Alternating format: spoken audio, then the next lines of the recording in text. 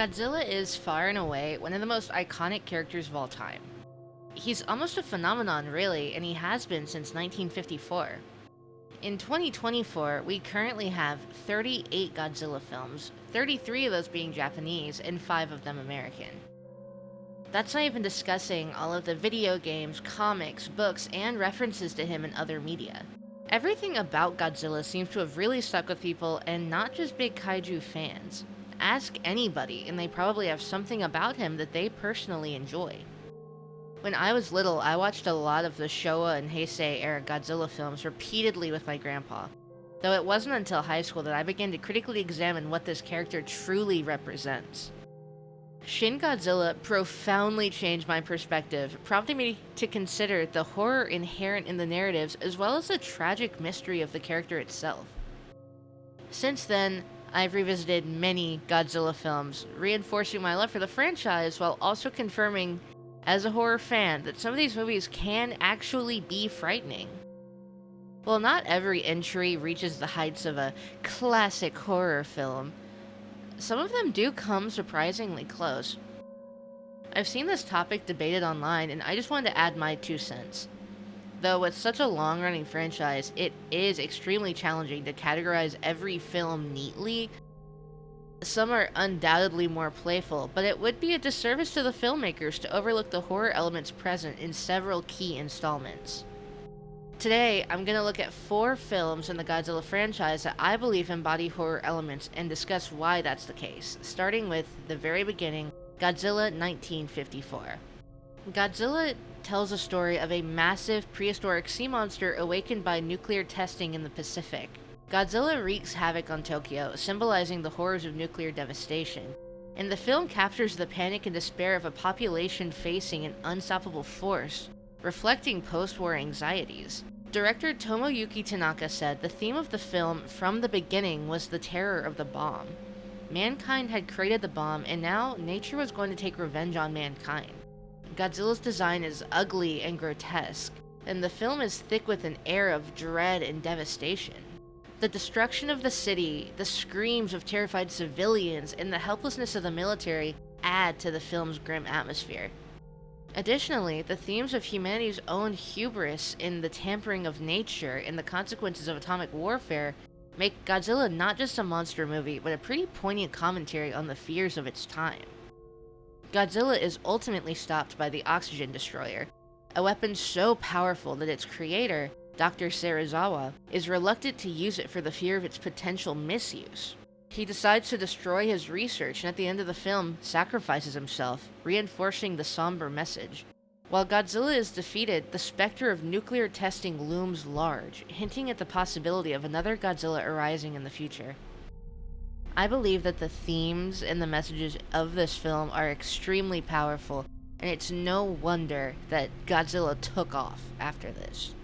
Godzilla, Mothra, and King Ghidorah All-Out Monsters Attack, or GMK as many call it, though I'm not sure why they felt the need to shorten the title, is a kaiju film that pits Godzilla against Mothra and King Ghidorah in a battle for survival. The story follows a group of people facing the devastating threat of Godzilla, who, this time around, has been reimagined as a vengeful spirit, representing the pain and suffering of the victims of the Pacific War. Godzilla is portrayed as an almost unstoppable force of nature, evoking fear and helplessness among the population. He also looks particularly terrifying in this one, to me anyway, because his eyes are shrouded white, like almost translucent looking. The film explores themes of trauma and destruction, emphasizing the psychological horror of living in a world scarred by past conflicts. Mothra and King Ghidorah are almost defending Japan, though their battles with Godzilla lead to widespread chaos and loss of life, highlighting the futility of trying to control these monstrous forces. The film's atmosphere is steeped in tension, and the director and co-writer Shisuke Kaneko wanted the film to have an anti-war message, making the human characters' struggle for survival all the more harrowing as they confront the ghosts of the past. Overall, GMK blends kaiju action with deeper themes of fear, trauma, and the consequences of war, creating a chilling experience. Shin Godzilla is my favorite Godzilla movie. Godzilla has never looked scarier, and throughout the film, he undergoes these grotesque transformations that illustrate just how little we know about this guy. The scenes of destruction featuring crumbling buildings and panicked civilians are supposed to create parallels to real-life disasters.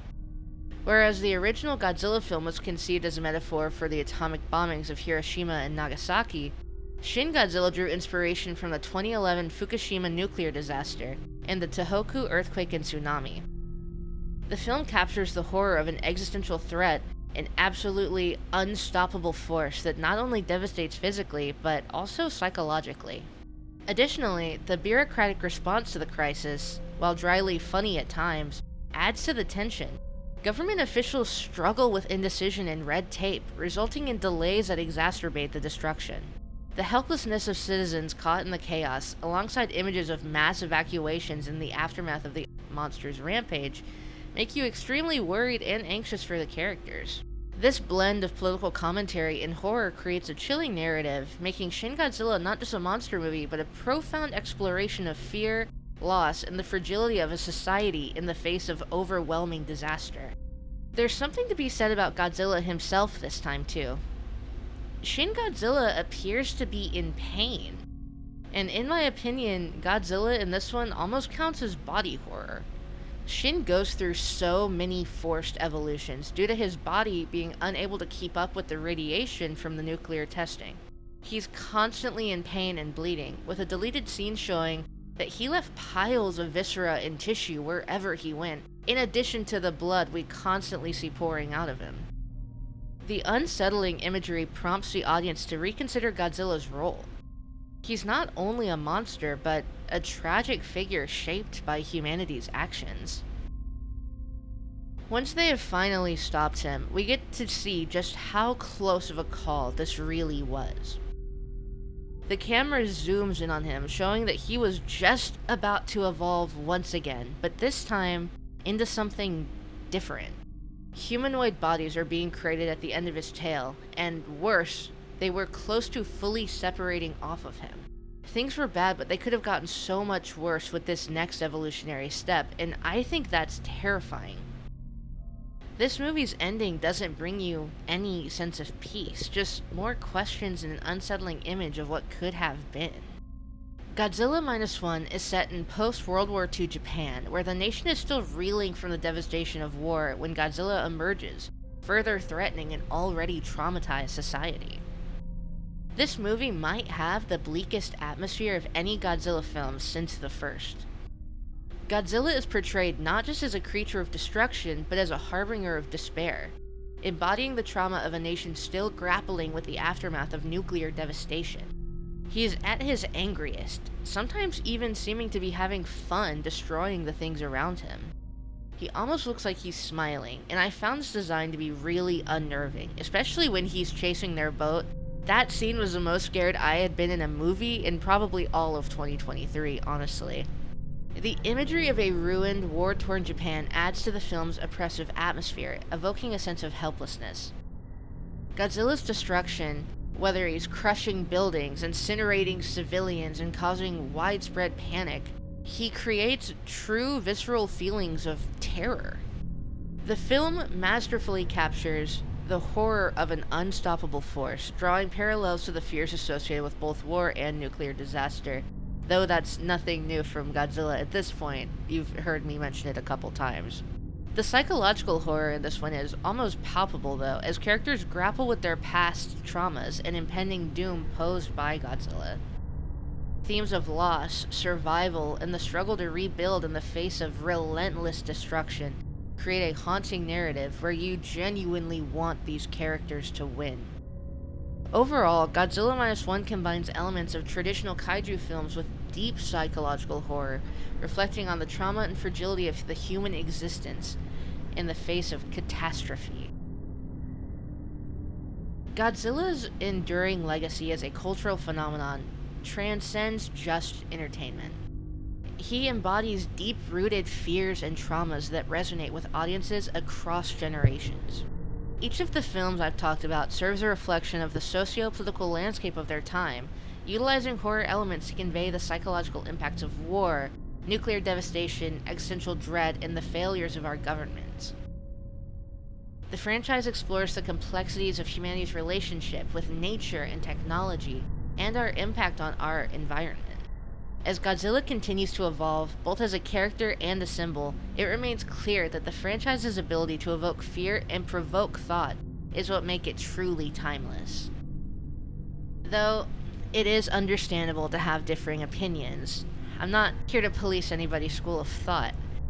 I believe part of Godzilla's allure lies in his versatility. He can be kind of whatever someone needs him to be. His action films are entertaining, and who doesn't love a cheesy monster fight? Yet, at the end of the day, I view him as a reminder of the darker lessons humanity has learned. He's a haunting legacy, shaped by our own actions. Thank you so much for watching. If you enjoyed this, please subscribe to like. I'm trying to upload more regularly, and it would just help out a lot. But with that, I will see you guys next time.